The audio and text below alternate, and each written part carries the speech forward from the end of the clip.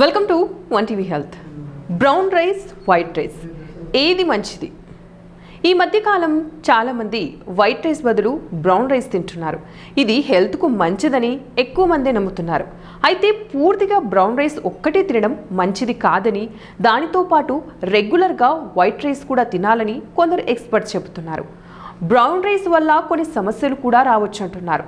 White రైస్లో న్యూట్రియంట్స్తో పాటు anti nutrients లక్షణాలు ఇవి కూడా ఎక్కువగా ఉంటాయి.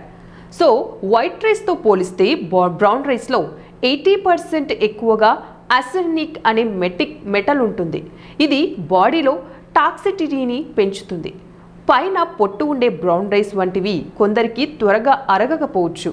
ముఖ్యంగా సెన్సిటివ్ డైజెషన్ ఇష్యూస్ ఉన్న వాళ్లకు ఇవి ఎక్కువగా పడకపోవచ్చు. పై పొరలో పైటిక్ యాసిడ్ ఉంటుంది. ఇది యాంటీ న్యూట్రియంట్. వైట్ రైస్లో గ్లూటెన్ ఉండదు, అందువల్ల అలర్జీ సమస్యలు తక్కువగా వస్తాయి. వైట్ రైస్ తినడం వల్ల జింక్ తీసుకునే శక్తి పెరుగుతుంది. తగినంత జింక్ అందితే ఇమ్యూనిటీ పవర్ పెరుగుతుంది, ఇంకా ఇన్ఫెక్షన్స్ రాకుండా ఉంటాయి. ఒక కప్పు వైట్ రైస్ టేస్ట్ చాలా బాగుంటుంది.